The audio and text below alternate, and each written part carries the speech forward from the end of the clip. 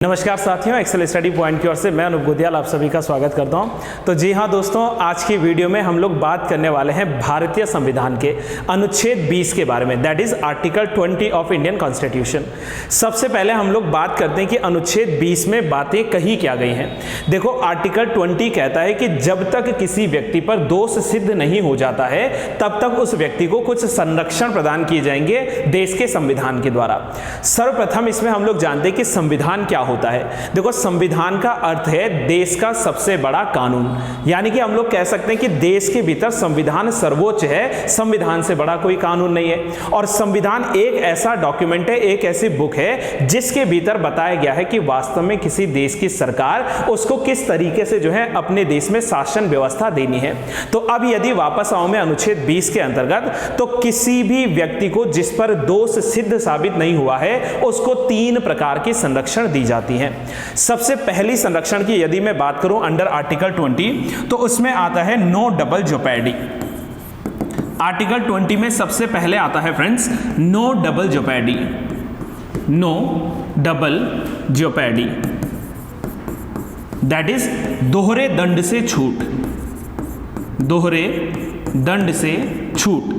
यानी कि कहने का तात्पर्य यह है कि मान लीजिए कि अभी अनूप नामक जो व्यक्ति है उसको गिरफ्तार किया गया है किसी क्राइम के लिए। सपोज कर लीजिए कि उसने जो है 10,000 या 20,000 रुपए की चोरी की और उसको गिरफ्तार कर लिया गया हो।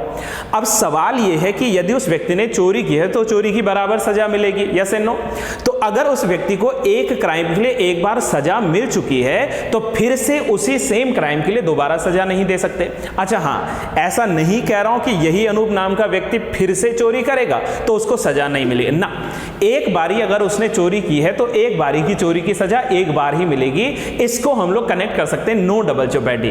अब सामान्य अर्थों में समझिए, एक अपराध के लिए मात्र एक बार जो है सजा दी जा सकती है, ये हमारा कानून व्यवस्था कहती है, हमारा संविधान कहता है। और ये जो है पहला संरक्षण मिलता है अंडर आर्टिकल 20। सेकंड जो प्रावधान है इसके भीतर अनुच्छेद 20 के भीतर, उसमें लिखा गया है no ex post facto law, no ex post facto law.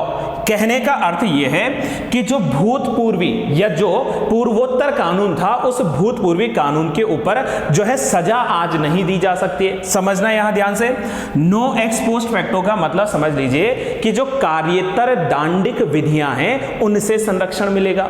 अच्छा, इसको और सिंप्लीफाई करता हूं, जरा समझना आप लोग। मान लीजिए कि इस अनूप नामक व्यक्ति ने आज से 4 महीने पहले, एक साधारण सा उदाहरण देता हूं, एक जो है मच्छर को मार दिया था और उस समय मच्छर मारना क्या था, कोई क्राइम नहीं था, कोई गुनाह नहीं था। सडन क्या हुआ कि हमारी देश की कानून व्यवस्था ने यह नियम बना दिया कि यदि कोई व्यक्ति मच्छर को मारेगा तो उसको सजा का जो है प्रावधान किया जाएगा, 2 महीने की जेल दी जाएगी। अब सपोज कीजिए कि उस अनूप नाम के व्यक्ति ने क्या किया था, इसने जो मच्छर मार गिराया था उसकी डेट थी 20 फरवरी 2023 को और आपने कानून बनाया है 1 मार्च 2023 को। सपोज कर लीजिए इस बात को। अब देखो, कानून कब बना, कानून बना 2023 में 1 मार्च को, और इस व्यक्ति ने उस घटना को, उस भयानक घटना को अंजाम दिया था कब, 20 फरवरी 2023 को। तो क्या जो है इस व्यक्ति ने कानून तोड़ा था? नहीं तोड़ा था कानून। वाई? क्योंकि उस समय कानून ही नहीं था। अगर कानून होता कि एक मच्छर को मारने की सजा 2 महीने की है तो शायद मैं उस मच्छर को नहीं मारता, बेचारे जीव को। समझ रहे हैं मेरी बात को? कहने का तात्पर्य है कि पहले से बना यदि कोई कानून है तो उस कानून में अगर मैंने गुनाह किया तो मुझे सजा मिलेगी।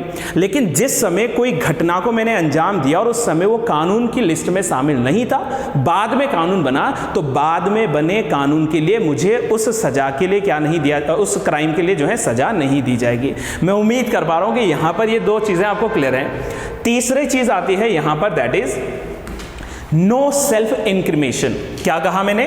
थर्ड आता है नो सेल्फ इंक्रिमेशन, दैट इज अपने ही विरुद्ध गवाही देने से संरक्षण।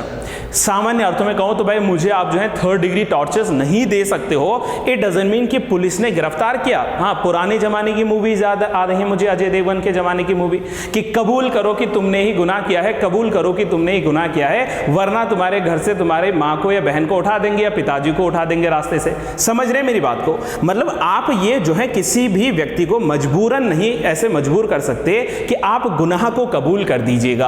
आप उस पर जो है किसी भी प्रकार के लाई डिटेक्शन का यूज नहीं कर सकते हैं, कोई नार्को टैक्स नहीं कर सकते हैं जब तक कि आप कोर्ट से परमिशन नहीं ला देते हो। तो तीसरा संरक्षण जो उस व्यक्ति को मिला है, अपने ही विरुद्ध गवाही देने से सुरक्षा मिला है, संरक्षण मिला है। तो इस प्रकार भारत के संविधान ने प्रत्येक उस व्यक्ति को जिसको गिरफ्तार किया गया है, जिस पर अभी दोष सिद्ध नहीं हुआ है, उसको 3 संरक्षण दिए हैं कि आपको दोहरा दंड नहीं दिया जाएगा, आप अपने ही खिलाफ गवाही देने के लिए मजबूर नहीं किए जा सकते हैं। अच्छा हाँ, इसमें एक और चीज ऐड कर सकते हैं हम लोग, अपने ही खिलाफ गवाही देने के लिए जो है मजबूर ना करने में ऐसा नहीं कि उसको पुलिस स्टेशन में जाना पड़ता है रिकॉर्ड्स के लिए या हाजिरी देने के लिए, या उसका डीएनए टेस्ट होता है, फिंगरप्रिंटिंग होता है, या मान लीजिए कि उसका जो है फुटप्रिंट्स के या जो भी उसका टेस्ट होता है उसको लेकर नहीं। साधारण अर्थों में कि आप जो उस पर कोई भी ऐसा टेस्ट नहीं कर सकते जो कि कोर्ट की अनुमति के बिना संभव ना हो। और तीसरा मैंने कहा था कि किसी पुराने जो है कानून के लिए, पुराने जो है गुनाह के लिए आप नए कानून के अंतर्गत उसको सजा नहीं दे सकते। तो मुझे उम्मीद है दोस्तों कि आप लोगों ने आर्टिकल 20 को जो है मूल ढंग से जो है समझ लिया होगा। और यदि आपने आर्टिकल 20 समझ लिया है तो आप लोग वीडियो को ज्यादा से ज्यादा शेयर कीजिए अपने दोस्तों के साथ, लाइक जरूर कीजिए और चैनल को सब्सक्राइब यदि अभी तक नहीं किया है तो चैनल को सब्सक्राइब जरूर कीजिएगा। Till then have a good day to all and keep learning.